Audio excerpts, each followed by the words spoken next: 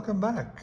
Today we're going to do just trees, no scenes, no pictures per se, but I thought I'd give you the way I interpret painting trees in watercolor. So essentially what I'm going to do is we'll start off with your standard Christmas tree. So I'll use a nice round brush like this. Pretty straightforward, medium size, not too big. Now you may want to go bigger. Some people do like to go a little larger, but this is the way I do it. And it's pretty straightforward. Let me get some color going here.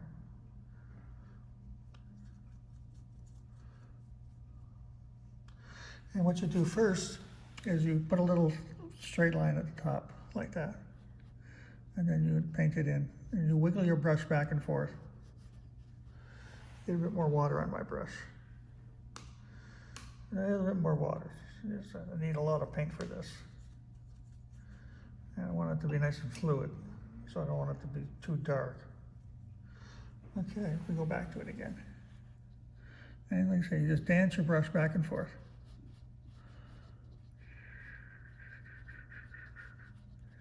Pretty straightforward. And some people think it's easier than it looks, or harder than it looks. Of course, it turns on your personality, but some people just jump right in and get to it. And that's all you do for a Christmas tree. And I'll do another one, just to show you again. You just put a little straight line down for the top, and then drag it back and forth. And try to keep it uneven so it looks natural. You pull it back and forth. And that's all there is to it, really. Now that would be a Christmas tree in the summertime, let's say. Now let's say you wanted to show a winter tree. How would a winter tree look? Well, it's the same procedure, except you leave a little bit more white space between the limbs. So you'd go, and whatever's left behind is white, of course, would be your snow.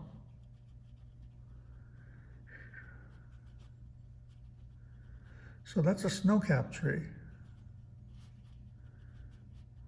Again, same thing, wiggling it back and forth. Just like that. And I'll do another one just to show you again how we do it. Very straightforward, I think. When I learned how to do it, I was just shocked how simple it was. I thought I'd have to go in and draw every single limb, and but you don't. You just play with it. Wiggle it back and forth. Get a little bigger in the middle, just like me. There we go. It's just like there's your Christmas tree with the snow on the limbs. And then you'd also break it up with drawing little tiny ones right next to it. Make a little scene out of it. Okay? That's the two Christmas trees, initially. Now what you got to do next with those is you want to make them more three-dimensional. Because right now they just look like flat paint on a paper, which is what they are, so they don't look three-dimensional enough. So what you do is you just throw a little bit of darkness down the center. Again, the same ragged procedure, wiggle it back and forth. And you'll notice it looks more three-dimensional now, it looks more round.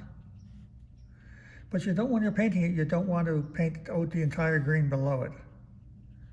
That's not what you're trying to do here. You're just trying to create some shadow, some foreground.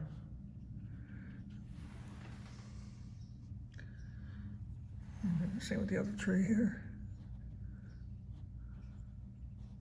Don't want to get rid of any of that white. So there you go, it looks more three-dimensional, doesn't it? It just looks more interesting.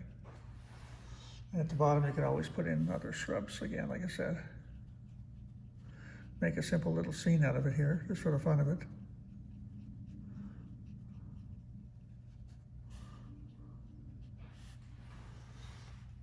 Simple as that. So that's a Christmas tree with snow, three-dimensional.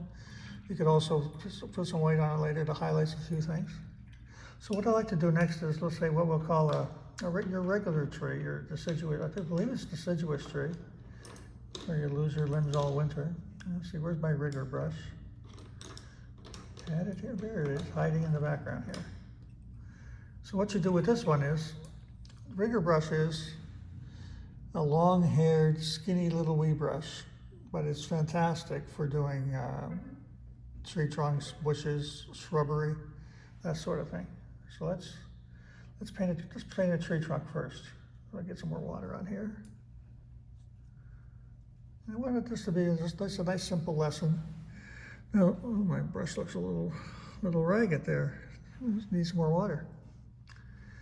Don't want any split hairs. Okay, let's try this.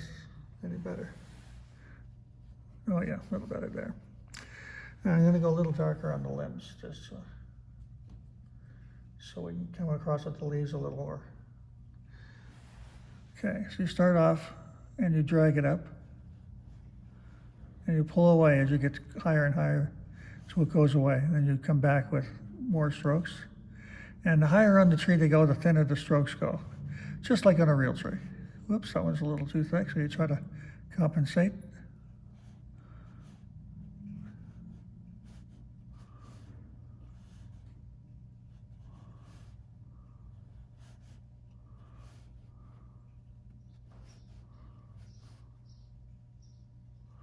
So that's the branches on a tree. Now to put, I'm gonna do a couple of trees like this first, and then we'll come back with the leaves. Do another tree here. We'll do a clump of trees here.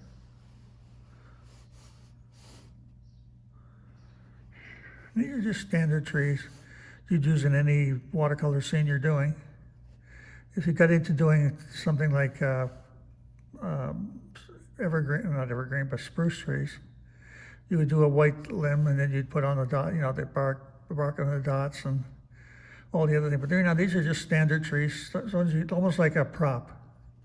These are players in your average painting.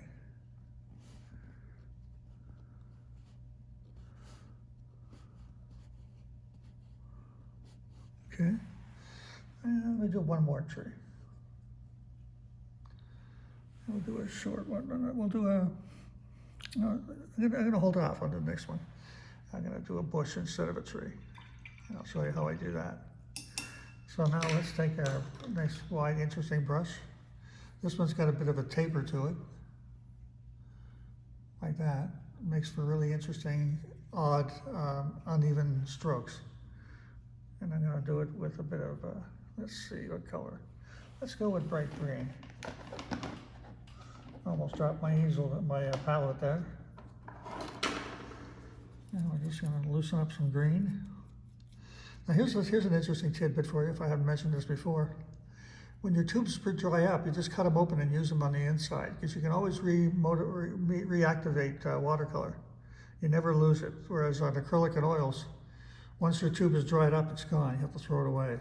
So that's the nice thing about watercolor. You just reactivate it, just like that. So now to put leaves on the tree, all you got to do is just do this. Do little quick bites, just like that. Simple, done. And then you can come back with a bit of darkness in the middle. And there you go. Simple as that. Nothing more.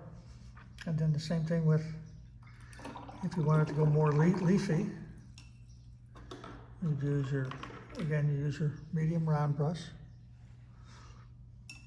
Dig into the green and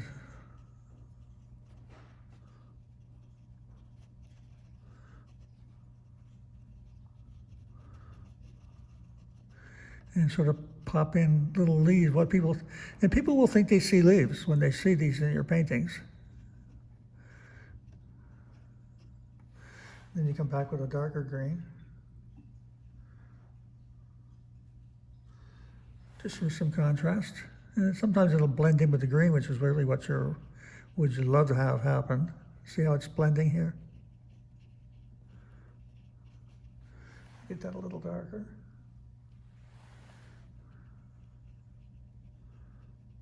Just like that. I mentioned earlier we're going to do a little bush. Same thing with the bushes.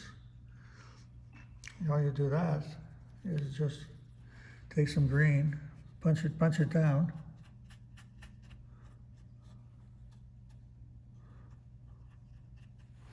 Come back with some darkness.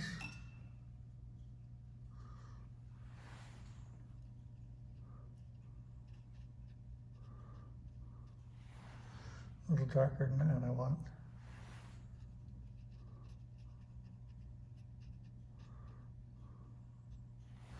But then you come back with your rigger brush.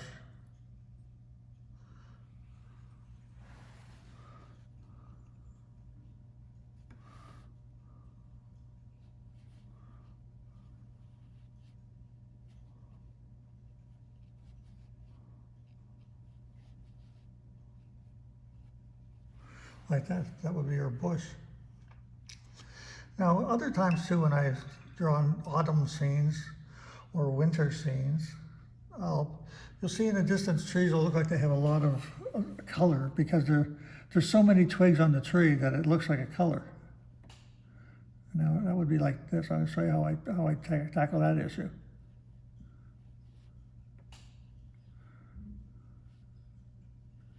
A little thick there.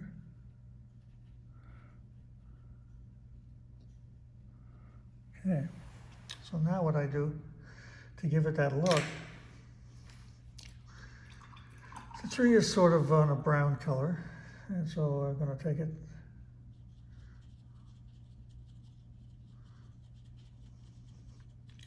just get a little bit of orange and white, soften the color up.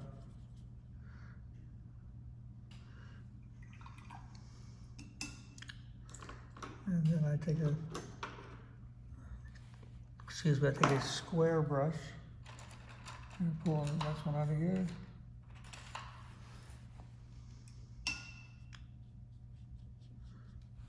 See how this color looks, right? A little too light, a little too light. I want to go a little darker. That's better.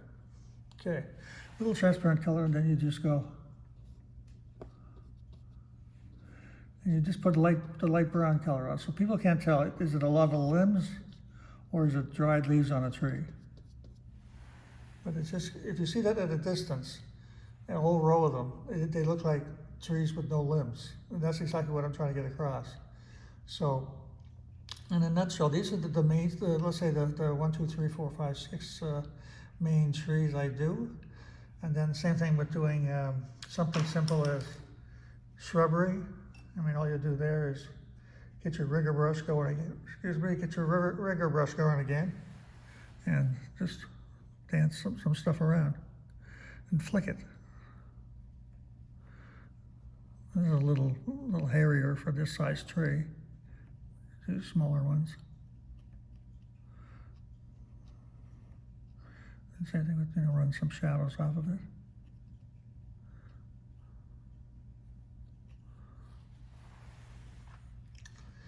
And that's what they do for shrubbery. And then you come back with the big brush and throw in some thickness, so it's not all skinny little limbs.